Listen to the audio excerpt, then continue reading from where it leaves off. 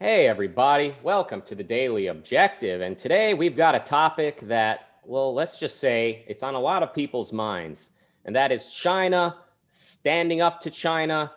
Are we standing up to China? Is Biden standing up to China? Should he stand up to China? Now, Joe Biden is officially the president. I know that's a controversial thing to say around here. People tell me I'm a leftist, I'm a postmodernist. I would ask you to do one thing, please. Explain what is postmodernism. Please articulate that. What is postmodernism? And then explain how in what ways I am expressing postmodernism, dear internet commenter. Now, let's talk about China. As we know, it's a very, very sad history when you look at the 20th century and probably other centuries as well. But, we're going to have to start somewhere. It was communism very much set its foot in China under Mao Zedong. Many, many millions of people, I don't know how many millions, but my understanding is it's in the tens of millions, maybe 100 million. A lot of millions of people were either killed or perhaps even more disrespectfully and outrageously made to starve. That is, eliminated, prohibited from feeding themselves, not being allowed to produce and to trade. Is there anything more degrading than that? So China modernized at some point, and I think a historian might wonder, was America's diplomatic relations with China a good thing or a bad thing? Maybe probably some would argue, well, the way that Nixon went over to China or met with the Chinese kind of laid the foundation for them to modernize and allow elements of capitalism. I'm not suggesting that is true. I'm asking the questions because I don't know. But I do know that China has gotten less communist, to state the obvious. They've allowed pockets of free trade. It's kind of like, you ever deal with a very stubborn person? You kind of realize at a certain point, you can't argue with them. You just kind of have to let them think it's their idea. So that's kind of China with capitalism. You can't tell them be capitalist.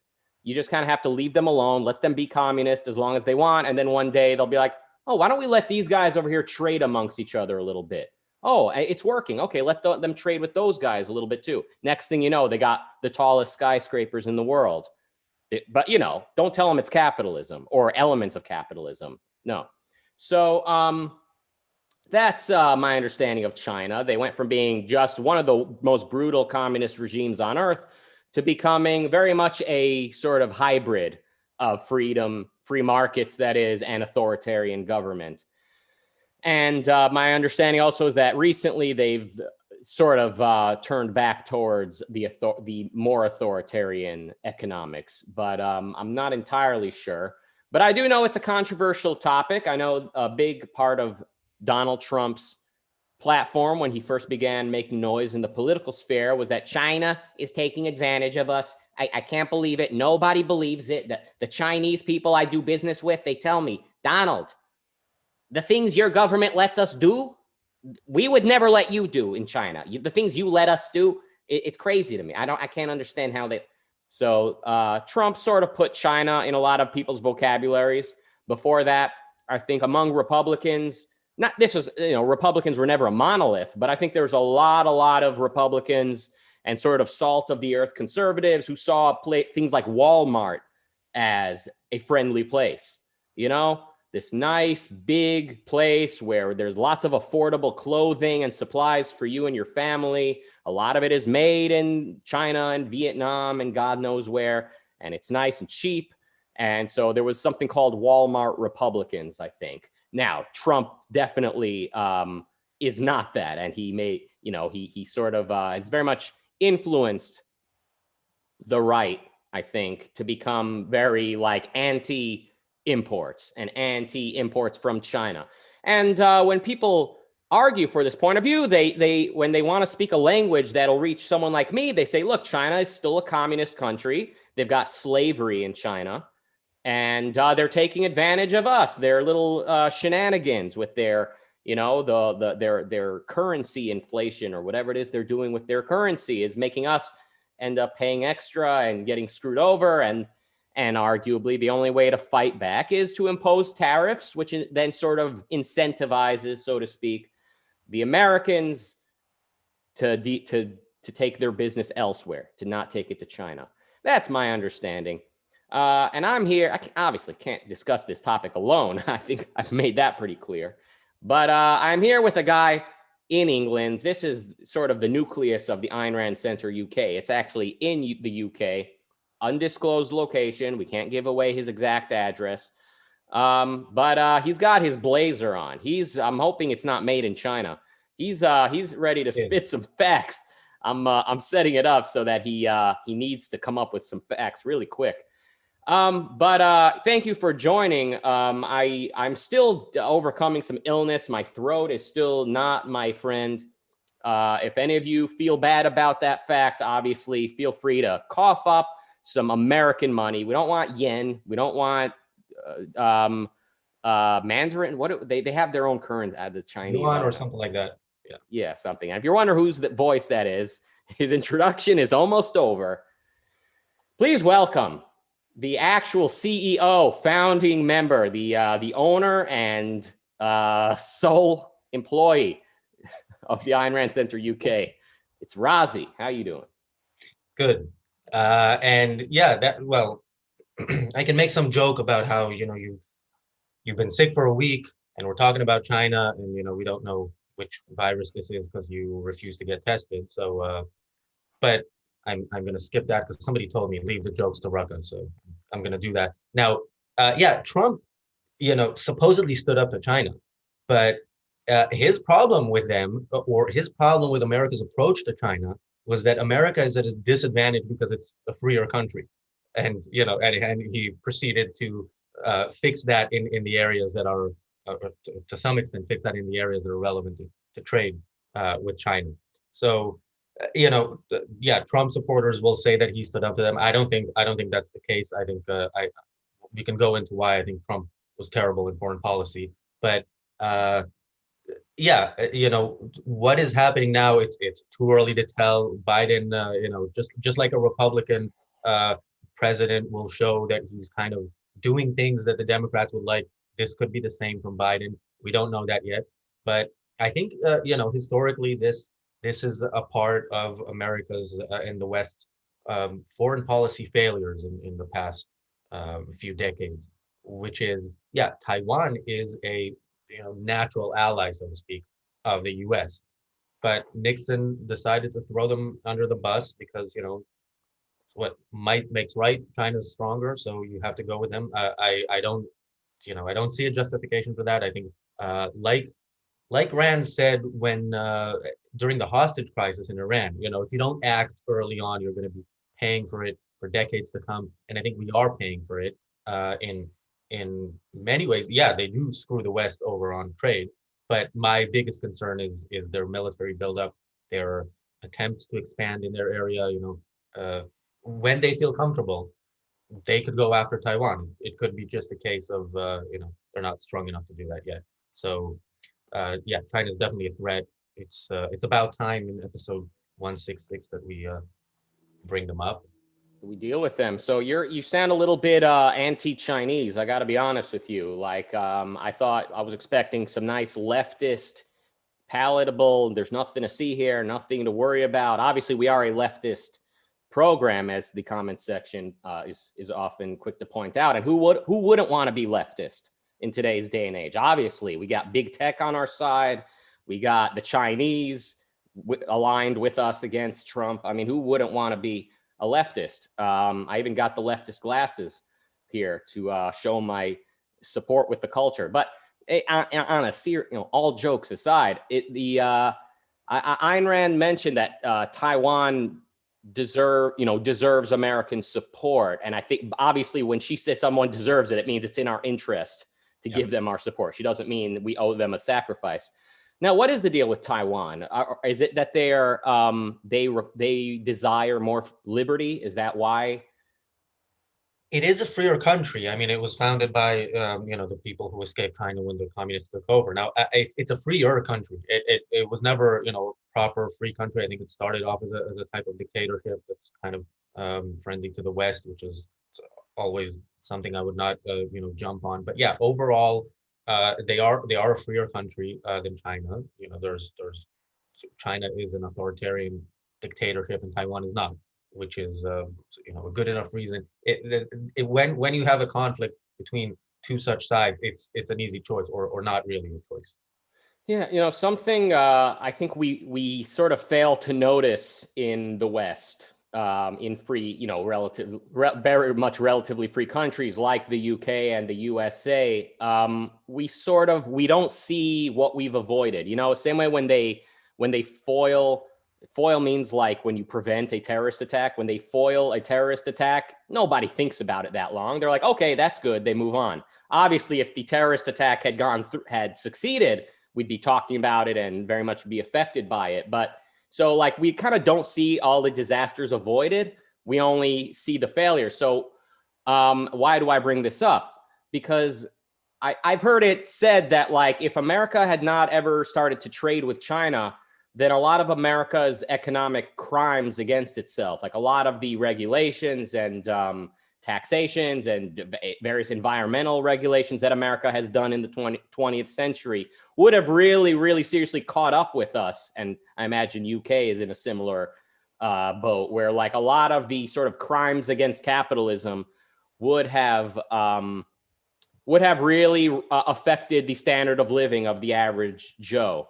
But because places like America began to trade with China, the average Joe was able to raise his standard of living by buying so many cheap stuff that are manufactured in China. I guess this is my understanding. And as I bumble through this topic, trying to express it, I want to just mention to the audience, see, this is me admitting I don't actually understand something. So I know when people say, oh, you're lying to us, you're a leftist, you love big tech, I take you on the process of how I arrived at my conclusion. If I say big tech has some valid concerns and arguably good reasons to remove Trump from their platform, I take you on that journey of how I arrived at that conclusion.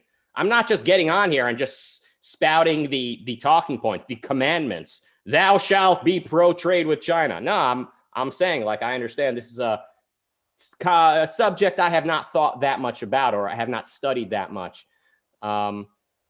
So yeah, Razi, what are we gonna do? Biden's in office now. He's basically now when you say he's like a Republican on China, is basically saying he's anti-trade. Sadly, that's what Republican has come to mean in recent years.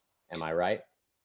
Well, on your point that Americans are better off because of trade with China, of course they are. Yeah, cheap goods is good, but it's not exclusive to China. I mean, today, yeah, most of what we buy is made in China, but not all. And there are other countries that are poor that want to lift themselves out of that poverty, that might not, use whatever money we pour into their countries to build up a military that might one day, bomb us. So, yeah, I think that is a correct fact out of context. Yeah, trade with China has made life better, but in the long run, I think, yeah, I think America is already, at a very bad place, foreign policy wise, because it has emboldened all of its enemies in one way or another. And yeah, we're talking about one of them today, but I think it is a part of the general, just really bad foreign policy that I think directly derives from, the dominant philosophy in the culture. Okay, this is interesting. I'm glad we've got a hater of China. Obviously, I'm tongue in cheek when I say things like that. You don't hate China, but I'm sort of being facetious, or whatever the word is. I like the fact that this is not just an echo chamber. We're not just a couple of raving Democrats here, just saying, yeah, everything Trump said was wrong. It sounds like you have kind of a nuanced, kind of more anti-Chinese or anti-trade with China view, where you see some merit in the view that says trading with the sort of fascist, I use that word to mean like government and business are very much married in much of it. Trading with businesses in that country may very well be helping build the military of a country that may someday attack us. It sounds like you're saying. And I've heard others. I think Yaron Brooks, someone we both respect, he sounds to me more dismissive of the view that China has any intention or ability to go to war with us. Now, as students of philosophy, I will tell you, as a layman, as very much sort of a citizen, a non-specialist in philosophy, let alone Eastern philosophy, my understanding of the sort of Chinese mindset is that they have no interest in taking over the world. I know that's hard to explain to Westerners because in our heart of hearts, we can sort of relate to that, wanting to sit on that throne, don't we? But in China, they're so, quote, proud of their culture, right? They're so they so much want to kind of keep out the foreigners, like they so much want to preserve what's Chinese, that to take over the world is sort of like, it's sort of like the equivalent of letting their wall down. So my kind of from what I've read and heard over my life is just that whatever faults there are in the sort of Chinese worldview with their, the influence of their philosophies and various cultural influences, the desire to take over the world is not one of them. But hey, I can be wrong. And also, anytime someone's irrational, you don't really know what you're going to end up getting. You could expect force sooner or later. You got something to say. And again, China's military built, by the way, I'm not anti-China, pro-China. Yeah. I'm anti the current government there. And I think if we're talking about standing up to China, it's the people of China ultimately who need to stand up to their evil regime. But yeah, in terms of their military buildup, no, I don't think there's a risk of China, nuking Fresno tomorrow. But I do think, Taiwan is at risk. Taiwan is basically still there because America says it will defend it. Whether it actually does that when push comes to shove, remains to be seen. I guess America needs to sort of do these occasional things that show that they are there and they're paying attention and they mean what they say when they say they'll defend their allies. But then, go ahead. I'm just saying I'm not super confident that that's what's going to happen if China does decide to declare war on Taiwan or anybody else or anyone. Now, by the way, so people in the chat room asking about intellectual property, I think that's a perfectly valid concern. Obviously, China is sort of an anarchist in that respect. They certainly are not letting IP law slow them down in many cases. I should put it this way. The Chinese government is not concerned about its citizenry ripping off American IP. Now, the solution to that ought to be, I think, that the American government should protect American IP. And if Chinese companies are violating IP, then embargo them in some way or reprimand them in some way, identify the problem and deal with it.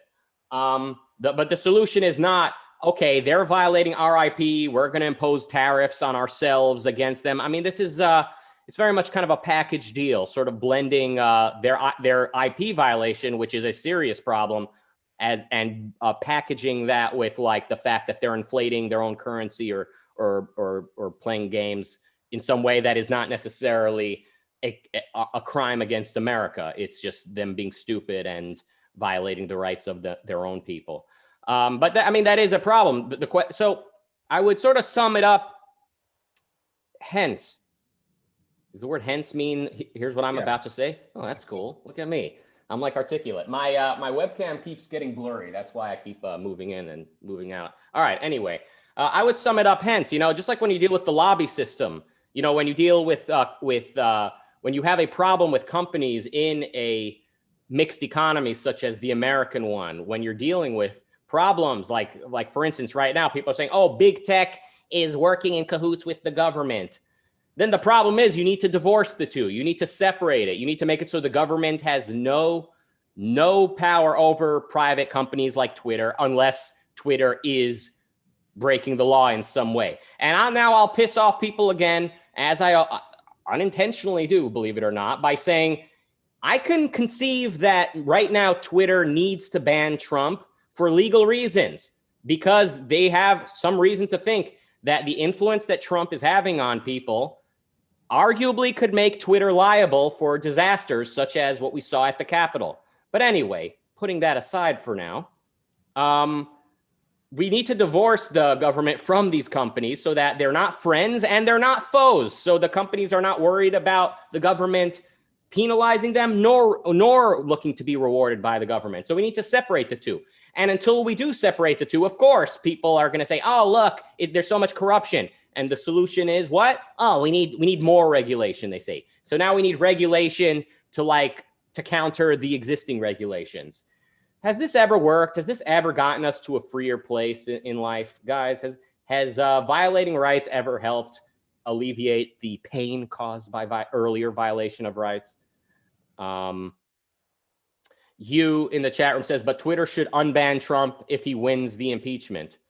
I mean, are you saying Twitter should be legally required to unban Trump? Is that what you're saying? What is it with all these anti-big tech people? They're very vague. They're very vague. I saw our good friend Tulsi Gabbard, good friend of the show. No, I'm joking, but I saw her on Twitter just now. She's supposed to be like kind of the reasonable one, kind of like the semi-normal, not crazy, middle of the road or right. I saw her on Twitter saying that, yes, the storming of the Capitol was horrific, but what big tech are doing right now, you know, violating people's First Amendment is a bigger threat to democracy than what happened at the Capitol. So she's an actual crazy person. I mean, she needs to be very clear. Please be clear. Are you speaking legalese? I mean, are you saying in legal terms that what big tech is doing is a violation of the First Amendment? Yes. Please explain how you arrive at that conclusion. Define your terminology, explain your concepts, how you see this as a violation of people's rights, and then what is the ramification, Miss Gabbard? Please tell me. Please explain this to me. What are we going to do about this? Should Twitter and other big tech companies be legally prohibited from banning Donald Trump, etc.? So I get a real kick out of all this. Like what's happening on the right to me has become so much more startling and concerning than anything else. It's become impossible to deal with these people because they don't listen and we're not living in the same reality. And like I've mentioned, I go through the process of telling you how I arrived at my conclusions, but that's not good enough. Like that is not acceptable. There's only one position you are allowed to have, apparently. You must believe that big tech is censoring and that the government should step in and break up big tech. That is apparently the capitalist position to have. That is the free speech position to have. That is the liberty-minded position to have, apparently. And furthermore, apparently I'm told that I am sucking up to the left because I know they're going to ban me soon. So I'm kissing up to the left. So you're saying after a lifetime of me doing exactly what I wanted to, I have been getting banned off the internet before some of you were born. I was getting reprimanded by big tech back when it was little tech. That's right. Back when being big on the internet was an article of embarrassment. If you were successful online, you were a loser. That meant you have no life. That's how far back I'm thinking. That's since when I've been getting banned by big tech. So you're saying after all these years of me giving the middle finger to the world and saying, I'm going to do what I want, I'm going to do it my way. Just now, I've decided, I don't want big tech to ban me. So here's what I'll do. I'll get on the Daily Objective on the Ayn Rand Center UK and tell dozens of live viewers that I support big tech banning Trump, because that's going to get the person somewhere in the Google cubicle somewhere reviewing my case. They're going to look at me and they're going to say, okay, this guy has broken every last rule of polite society, seems to be a terrible person. I hate him. He should not deserve to speak, but he did say he supports the right of big tech to ban Trump. So I guess we'll let him do what he wants. That's how this works, right? That's what this is all about. Well, I do like that we've moved from China to big tech because, first of all, I think that we never know who's listening, and China is scarier to me than big tech. But yeah, I'm with you. Yeah, big tech working with the government. The problem there is the government and government having that kind of power. It's and by the way, who Twitter should and shouldn't ban? Yeah, we can have opinions on that. It's their company. And you can walk by the corner shop on the street and say, I don't like their display. Fine, don't shop there. Set up a shop on the other side of the street with a nicer display.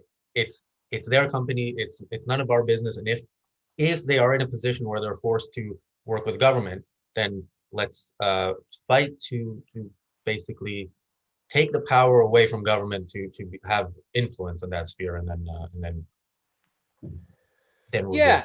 And I'll go further and say, because people say, well, no, in today's world, Twitter and big tech is like the public square. So you need to treat it like a public park or something. And I'll say, by the way, that's not true, obviously. It's not a public square, and there should be no public square.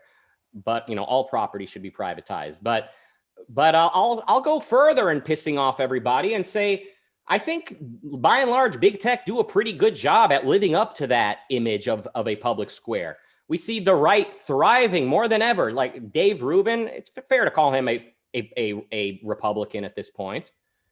Look at him. He gets like 100,000 views every day that he posts a new live stream on YouTube. Obviously, he's huge on Twitter. He has every opportunity to promote his website Locals, which is kind of more big tech. I mean, it's eventually going to be big tech. I mean, like, look how much he's thriving. Steven Crowder, he's made a career out of exaggerating big tech censorship and telling his geriatric audience, a bunch of nonsense that gets them to believe that, we're living under Big Brother in 1984. I mean, they're thriving. Who does get banned? Provocative people. And sometimes that includes people like me we're entertainers. I'm not a political commentator. We're entertainers, but we're provocative. And, people like Milo, he's a provocateur who, by the way, still has his YouTube channel. He just doesn't post on it because he's embarrassed that nobody cares. All right, guys, I'm really not supposed to be talking this long. My throat needs the rest. Thank you all for watching. Thank you, Zalmi, for that nice super chat. See that rant of mine, it brings in the dough. Thank you, Christopher, Mary Aline, and everybody for your super chats. And thank you everybody for watching, for chatting. Thank you, Razi, for stepping to the occasion and talking about this topic that I remember, back in the late 80s, somebody set a comic book on the desk of a producer named Fred Wolf. It was a comic book called Teenage Mutant Ninja Turtles. And they asked him, can you make a cartoon out of this? Can you make a TV series out of this? And his answer was, I could make a TV series out of just about anything. And that is our philosophy here. We can make an episode out of just about anything. Give us a topic. China? Sure. We'll be back. Any announcements or what? Yeah, by the way, speaking of making an episode out of anything, tomorrow's actually, I think, a really interesting episode that I spoke to Jonathan a while back about doing. It's going to be Jonathan doing a solo episode, and he's going to be talking about something that I'm certainly curious about, which is how does an objectivist, let's put the get on TV aside, because I guess he wasn't an objectivist when he first got on TV. How does an objectivist stay on TV for decades and become a regular commentator? And he's out. He lets the world know that he's an objectivist. He's not hiding that. So Jonathan will tell his story on tomorrow's show. And then 30 minutes later, we have our weekly discussion with James Valiant, and it's on the robber barons tomorrow. There's going to be a link somewhere, and that's a 30-minute interview with Ayn Rand. So that's and on. And to think people compare Donald Trump to like the great industrialists of the 19th century, when his anti-capitalist sentiment would have definitely pitted him against those. He would have been riling up his audience about these, robber barons. And fittingly, I heard when Ted Cruz was last on the Rubin show, Ted Cruz said negatively, meaning it as an insult, as a criticism. Ted Cruz said that these big tech overlords, CEOs are modern day robber barons. And I say yes, but not in the way that you think. Oddly enough, if there's anyone the term robber baron would really fit, it's Donald Trump in his most recent role, I think. But yeah, and if there's a political version of being a just corrupt and disgraceful SOB, I think Ted Cruz Oh yeah. definitely has proven himself to fit up. All right, enough of this filibustering. Jesus Christ, my throat is going to be punishing me for this one. Thank you. Be back tomorrow, and goodbye. Thanks.